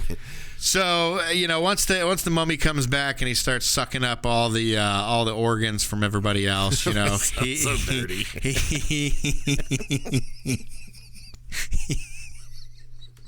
Sucking up the organs. Shut up. So they get back to Cairo and they're like, screw this, and everybody beats feet back to Cairo, you know, screw this Almanatra place. And they take off there. Obviously, the mummy follows him back. He brings the 10 plagues of Egypt, although I think we only saw like 4 of them. Yeah. There was locusts, there was the rivers with blood, there was earthquakes. and there was the bugs. So the liquor, you know, they're drinking bourbon and stuff like that, and I guess that turned to blood. All too? liquid turns to blood. Okay. I guess you know. There's obviously the water part of liquor is water. Yeah. The liquid part. Yeah. Anyways, so then they're like, okay, we got to go do something about this. But before they can do anything, Imhotep, with Benny's help, helps to kidnap Evelyn, takes her back to Hamunaptra. So it's kind of just bouncing around, you know. Yeah. We bounce from Hamunaptra back to Cairo, back to Hamunaptra, back to Cairo, and then back to Hamunaptra again. Yeah. So a lot of this is traveling, but I like how Benny still had a bit of reservation about how Imhotep went about things. Yeah. He wasn't just okay with him killing and stuff, because once he crashed the plane with Rick and those people on it, he goes, "Oh, I like what you did with the sand and the thing and the bastard." You know, He's the same voice as on in not Rasputin, but the little rat. Or no, that's Hank Azaria. That's my bad. But his sounds like on Anastasia. Oh. You know the bat on Anastasia. I know it's Frank Azaria, but it sounds just like Connolly. Oh, okay. You know, sorry, that was just a little off thing, but at first I thought it was. But Wait, you mean it sounds like Benny? yeah, it sounds like Benny. Yeah. But what was the quote that he said about the rather be at the side of the devil or something like that? Or what was that quote that he said? Because Rick asked Benny, he said, "Why are you doing this? Why are you on his side?" Oh, he said, rather be the. I can't remember. I think it was basically the equivalent of, it's better be a ruler in hell than to be a servant in heaven, or something like that. You know, it wasn't that quote, but it's something along those lines. Yeah. Like, you know, at least I'm not going to be killed. At least I'm not going to be tortured. Basically being an opportunist. You know, exactly. So yeah, living his life like he normally does. Mm-hmm. They get back to it. They're fighting the mummy. I always thought the incantation was weird, because it was like this big long thing, Yatu, that, you know, when she was reading it, but then it's like 3 words just to take his power, or maybe it was even just 1 or 2 words. The incantation to basically make him mortal again. Yeah. Is very opposite from the one to bring him back to life. That was such an awkward scene, because it was like you're trying to listen to the brother's description of the symbols, and you're not seeing Evie really talking to him.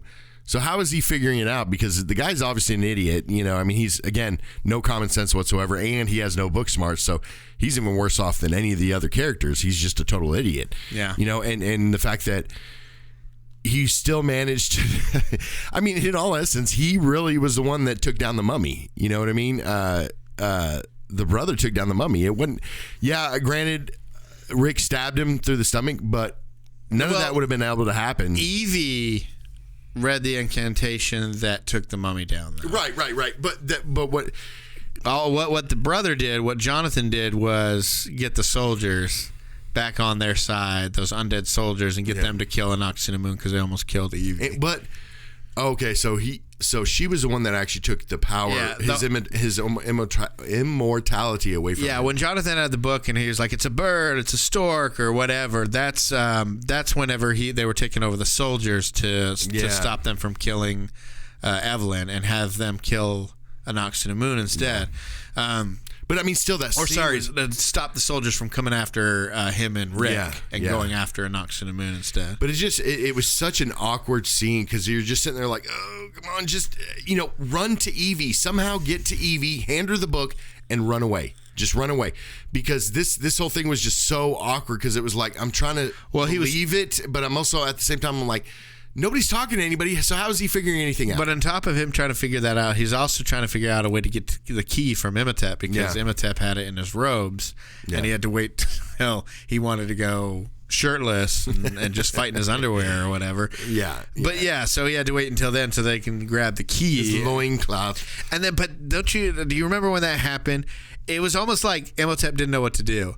Because he'd take a few steps this way, but then something over here would happen. He'd go, wait, no. And he'd, you know, speak in his language, whatever, and go this way. But then something would happen, like, give me that book. And then something would happen, you know, an ox and the moon died over here. And he's like, oh, you know. Don't you think he would have headed to the book? Even though, so he gets, you know, whatever. Like, he's chasing the brother, and then he stops and turns around and goes away. It's like, get that, but if you're the villain, you're going to get that book as soon as possible. Yeah, and that's what I'm saying is that he kept going back and forth, and it was like he didn't know what to do. Go straight to the book. Just like, oh, let me go after Rick. Oh, wait.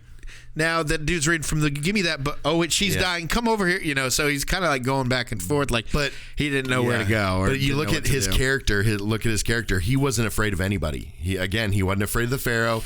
He wasn't afraid of soldiers. He wasn't afraid of anybody. So it was kind of like he probably had it in his mindset, like, I really have no fear from any of these people in particular. I just want to knock them down. They're just like little flies. It's becoming difficult to just kill one of them. Let's just go try to kill them all at the same time or something.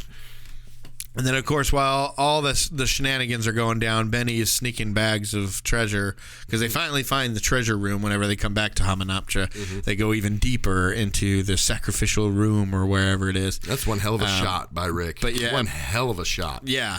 So, I mean, you're going to Benny finds all this treasure, and he's loading up the camels, going back and forth in between the pyramid. And on his last run, of course, of all the things in the entire pyramid or whatever, the entire tomb that Benny could have touched, he put the bag on the one thing that activated the mechanism that brought the entire tomb down. And why was that there? It was like here's this shutdown, or here's this cave-in handle. Let's just stick it out here in the middle of some random hallway.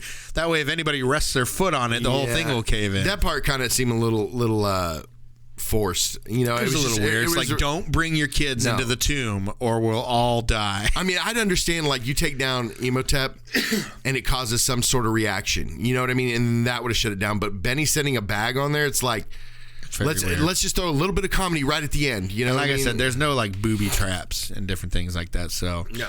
Anyways, Rick and them eventually make it out. Poor Benny, the coward, dies because of his cowardly ways. He waited too long to drop that huge sack of gold that he had. He tried to carry. As soon as that thing activated that thing, you could tell the pyramids come down. You already got a bunch of gold outside. Are you going to continue carrying that bag? No, that's ridiculous. Well, that's just kind of like with Rick. I mean, Evie, the book goes into the water or whatever that substance was, and then she goes to grab it instead of running out, which is what Benny should have done. The book, they're like, leave it, and they run away and they go through the brother's treasure, like, and he goes, but couldn't we just just leave it? Yeah. And it's the same thing in the second movie when he goes to grab the diamond on top of the pyramid, and he goes, pull me up, pull me up.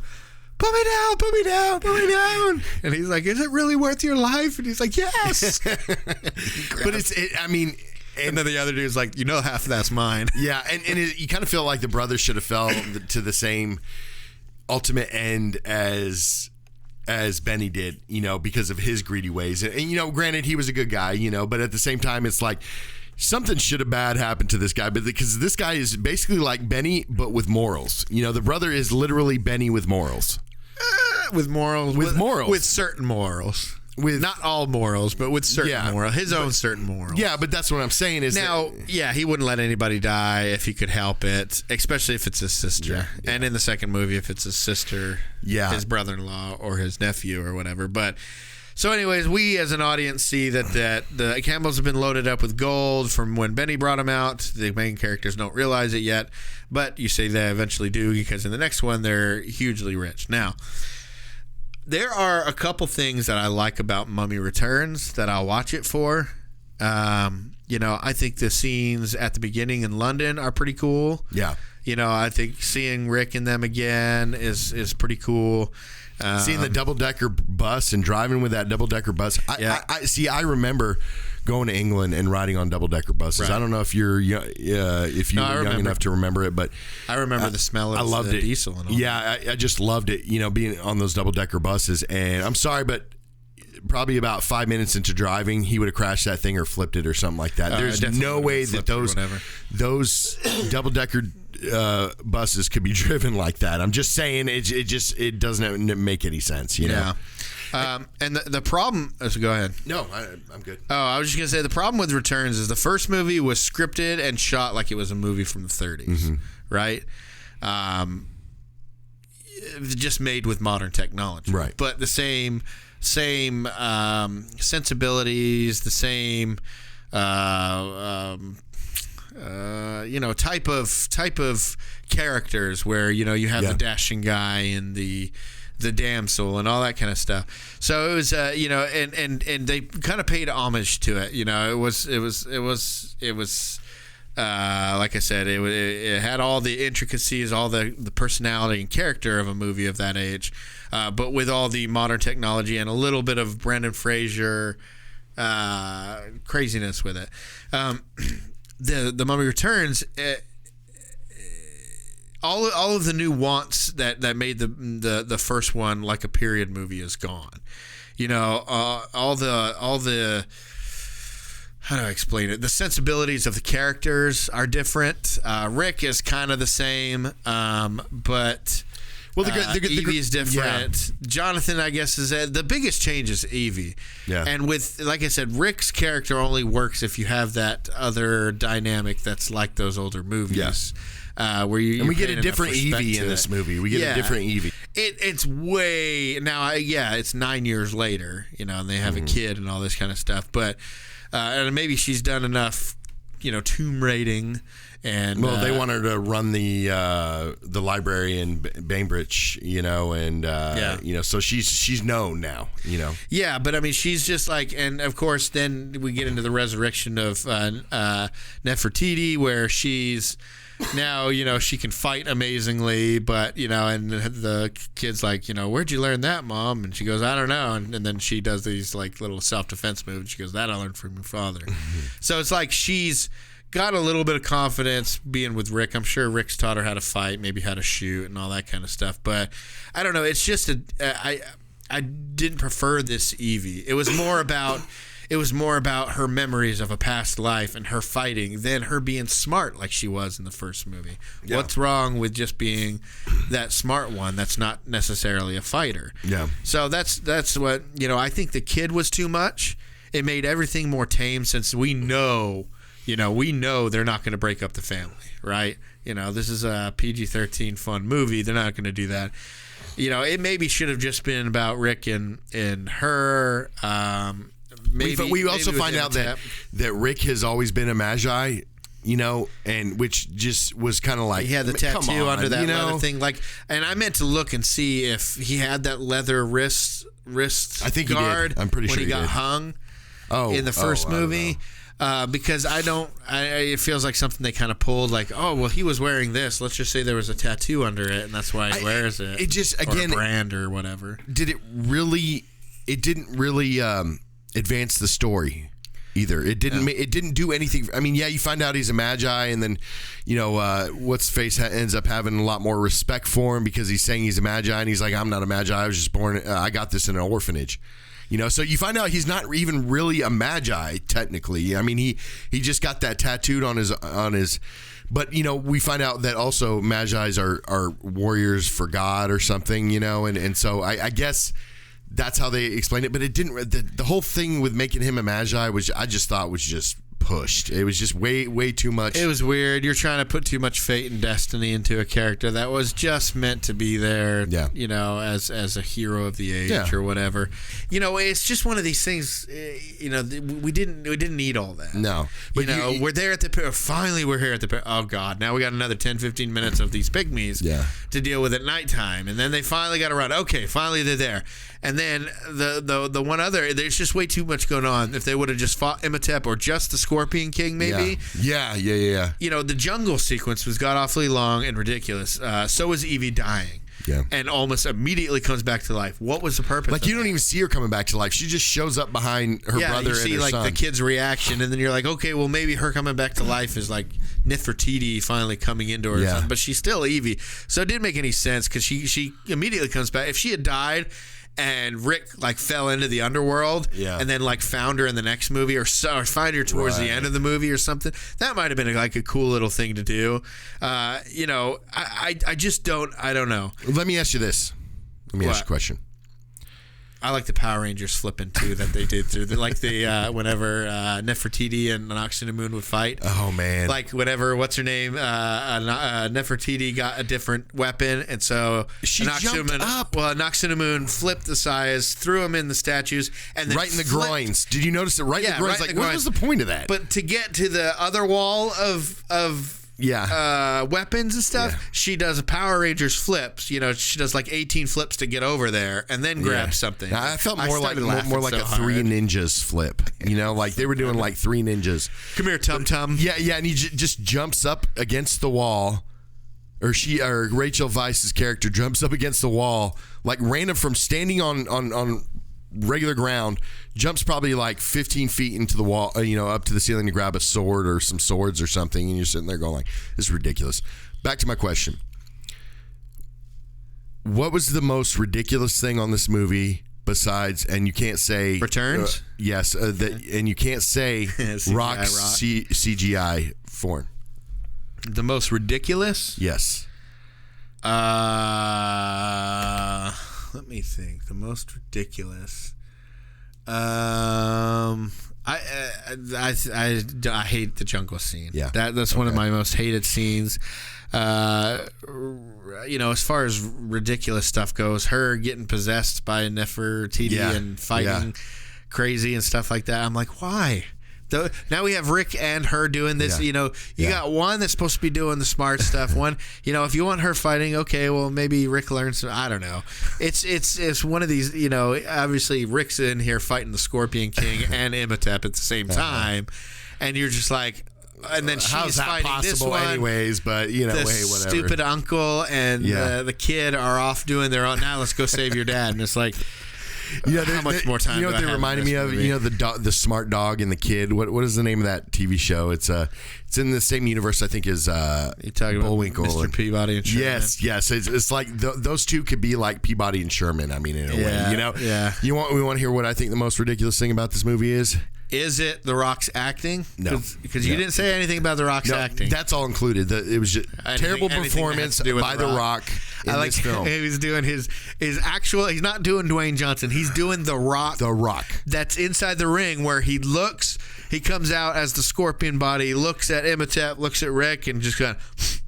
And lifts the one eyebrow, lifts the one nostril, just like Rock used to do in the wrestling ring, and you're just like. But you also got to understand the fact that this is a very, this is one of his first real films. The Rock. This was his first film. That's what I'm saying. And so that's all he has to work off of. As honestly, being The Rock. I actually like Scorpion King. I didn't think it was that bad. I thought obviously it was better than this part of this movie. Yeah. But, it's kind of a silly movie because you make him out to be a hero by the end, but then that eventually he's going to become this bad undead guy. Anyways, well, you want to hear the most ridiculous thing for me? Osiris's staff. Okay, how did that staff not get lost? How did that staff not fall out of his hands? Even when where did it come from? I know Jonathan had it at the beginning. Had it, but I don't know how he even got it. He's always coming up with these. I know, but it's like the key. It's the key from the first one, but even worse because... You don't know that it's there to kill the Scorpion King until Rick sees the pictures. And when they're getting attacked at the house, and Rick and him are rolling out the window... You don't see the staff anywhere in his hands. Yeah. So where the heck does staff come from? I mean, and then not only that... No, he had it when he had that girl... Didn't he? Yes, but he left it in the house, and then or he got it knocked away in the house or something. We probably missed something. Yeah, and you're sitting there going like, this does not make any sense. And then you find out later on in the movie, it's like the most important thing of the whole movie that you have to have this staff. And now everybody wants the staff. Yeah, and even the mummy was like, I don't need the staff, and it keep brought up, and you're just like, okay, This is I think it's the most ridiculous thing because how did it, they crashed the boat, they crashed the everything, and it's like he did not lose that staff, and they had that staff the entire time. I did like the end of Mummy Returns where Evelyn helps Rick up from being pulled down into the underworld, and then Imhotep looks at them and then looks at Anaxinamun, and he's like reaching out to her. He's like, hey, you come save me too. Because you see Evelyn being saved by, or Rick being saved by Evelyn, right? She's pulling him up, and he's like, he reaches out for her, and then when she goes no, and she just takes off, you know immediately she's going to eventually die getting out of that pyramid. Yeah. If she leaves him there. But you see the hurt in him. I think Arnold, all things considered with The Mummy Returns, I think Arnold Vosloo did an amazing job in this, portraying that hurt. Like all he's done throughout these two movies and going back thousands of years. Yeah. And to know that in a situation like this, she would abandon him. Yeah. But it doesn't make any sense again. Yeah. Because she was willing to die in the first one and she killed herself. Because she knows that she could have been brought up she back. She knew that he would bring her back and all that. But I think it was a way. It was just a crappy, lazy way to get rid of these characters. Maybe because I thought first of all he looked so hurt and he had the tears in his eyes, but he wasn't. They weren't like rolling down his cheek or anything. And then he just looked at them and kind of smiled and let himself go. Yeah. Yeah. Like he knew he deserved to be here now. Like, okay, well, I did it for love, but now that I know that love doesn't actually exist, there's no reason for me to be here anymore. And he just lets himself go. So that was one good part, but really The Mummy Returns, I'll watch it just so I can get more of Brendan Fraser as Rick. Yeah. And I will he's too. Such a good swashbuckler. Yeah, I will too. But it's just such a lazy movie. I think altogether it's Plot just holes, lazy. Yeah, just hey, let's switch the tone. Our villains. Imhotep and Anck-su-namun. We see these characters through both movies, and we're like, okay, they're the villains, and they're this and that, but they're part of the story. They're part of what made the Mummy 1 so good. And then to get an ending like that, it was lazy. It was a crock of crap. A lot of weird cuts, like whenever the guy's like, Imhotep saved me, and he goes, why? Just it was. I know it was trying to show you that Imhotep just doesn't care about anybody, but it's weird. It's just weird the way it was done. It was overstuffed. You had Jonathan, you had Rick, and Evelyn and everything, and you had the flashbacks. Okay, she used to be Nefertiti. We're bringing back Anck-su-namun and Imhotep. We're bringing in the Scorpion King. We got to learn his history. Now there's a staff that we got to get. Some random staff they just so happen to hold on to. They're also digging up Imhotep, now Anck-su-namun is here, but as a reincarnated person that she's got to be attached to. She's got to remember those memories. So she's got to do that little ceremony with him. But then they also got to go find. He's got the scorpion bracelet on, the kid does, and they got to go find the place where the Scorpion King is, so that the Imhotep can control Anubis's army. But before they do that, they got to skip around to all these different places. Which doesn't make any sense. And then the heroes have to go and find this dude with the dirigible, the air balloon thing, and they get in that, and then the pygmies come, and you have all the people. It's just there's so much to it, and it's like. It's not a simple story anymore. No, but the bracelet's it's like why did the creator of the bracelet let's the Magi. What's his name was still back. Yeah. Let's let them just randomly. Let's go to a bunch of different places until we take them to the last place. It's like whoever created that bracelet wouldn't do something stupid like that. It was like you have But I mean, don't get me wrong. The one thing this movie did right is the scenery, and seeing England and seeing Egypt and things like that is just beautiful, And again, we say this all the time. It's just that the scenery is a character in this film, which is very, very prevalent in this movie. There's like 5 things going on in the finale. Yeah, there's the dude trying to get the hot air balloon working again. Mm-hmm. There's Anck-su-namun versus. Evie, and that's only after she's brought back to life. There's Rick against the Scorpion King and Imhotep. There's Imhotep against the Scorpion King and Rick. What the nephew and the uncle are doing. Yeah, Jonathan and everything. They're trying to figure out. Oh, it's a bird. It's a stork, just like from the first movie. Yeah. And the Magi. And what the Magi are fighting Anubis's army out in the desert. And if you want to say that, the pygmy stuff and that whole crew that's still trying to get through the forest. Because remember, I think I'd be more scared of the pygmies than the velociraptors. What do you think? No, I'll take those over the velociraptors because at least the pygmies are small. You feel like you could take them on. Not raptors. Do a very good job of it. No, but I mean, at least you'd feel better about it. But I guess I don't know. There's just way too much going on in this, and we've already spent. I feel like already too much time. Yeah. If you guys want to watch this, where did you watch it? On Amazon? I watched it on Vudu. Okay. I watched on Amazon. I know it was on Netflix a bit ago. I don't know if it is now. I bought it the series, all three of them for Vudu. So. See, I have The Mummy and The Mummy Returns. It's on HBO if you have that. I have HBO through Amazon, so I was watching off of there. And Mummy Returns is on HBO Max, so you can watch that there. But we recommend The Mummy, 1999. We do not recommend The Mummy Returns. Watch it if you want, to see a story continue. It's not a very good one, but it's not terrible. I still prefer Mummy Returns over Tom Cruise's 2000. Well, in all these movies, The Mummy. Yeah. I can't remember when it came out, but I did not like that movie. It was so boring. Like the one good sequence was the plane crash. The plane, that's it, and that's what they showed in the trailer. So I mean, all you have to do is go watch the trailer, and it could have been such a better movie. You saw the better part of it, but John Hannah and Brendan Fraser were the only ones that were in all three movies. I didn't know that because I haven't seen part 3. Yeah, but the brother is actually still in that because, movie. like I said, the movies do not work. Rick does not work if you do not have Rachel Weisz. Yep. But, anyways, we recommend The Mummy, 1999 version. I would say, the original Mummy. I mean, that's one of those classic movies. 1932, Boris Karloff.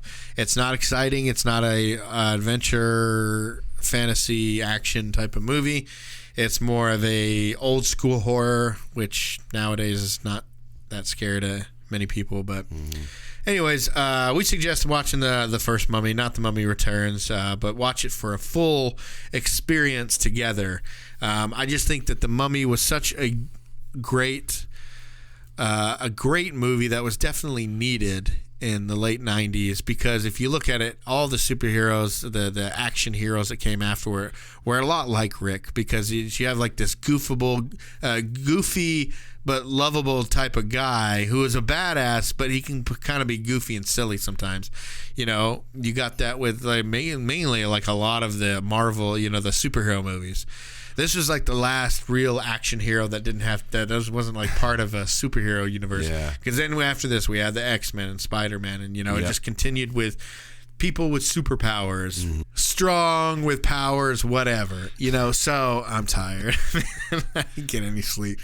But anyways, it's a really good movie. It's a movie that it kind of gives you a sense of how movies were back in the 30s, but it's it has today's technology, some of today's actors, and all that. Please watch it if you get a chance. It's a really good movie. If you like just fun, like Indiana Jones, National Treasure, those types of where you just have fun, you don't have to get into think too much or whatever.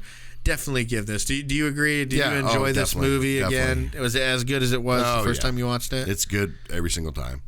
It's all good. It's all good. Stop asking me questions, man. It's all good. Yep. Let's wrap this up. Well, not necessarily. Hey, and just we want to let our audience know that we are taking donations of dictionaries and thesauruses for Matt, because he has a problem with this episode with issues of inserting words properly. What was it that you were having a problem saying? It was 2 different episodes. Same word. If we donate them to Matt, then I'll use them too. Okay? What was the word though? Know. It was something you had, and you tried to do it again, and you messed it up. I know. And I was like, man, you have a real tough time saying that word. I can't remember what it was. Okay, so let me rephrase this. We both need donations of thesauruses and dictionaries, please. I'm just tired. Unusually. Unusually. Is that right? Unusually. Let me check my thesaurus. Unusual. Maybe there's another word we can use. I don't flipping know. Whatever, man. You can find us on all our social media at the Post Credit Podcast. We're on Twitter as the Post Credit. Our email address is thepostcreditpodcast@gmail.com. I can't talk the rest of this episode. Shut your face. Our website is www.thepostcreditpodcast.com. If you guys want to get a hold of us, please let us know. If you watched this movie, if you enjoyed this movie, if you have any intentions on watching it. We got 1 episode left, which is our season finale. I thought about doing a second one, talk to you about it, but I'm pretty sure that we're just going to do our 1 season finale next week. I'm pretty excited for it. It was my favorite movie as a child, at least until I was in my 20s. It's a stupid action movie, but I love it. It's amazing. I can't wait to talk about it. But yeah, if you guys want to get a hold of us, we're on all social media, our email, or our website, and we're also on YouTube. We appreciate you guys listening, and we'll see you next time. And throw me a bone.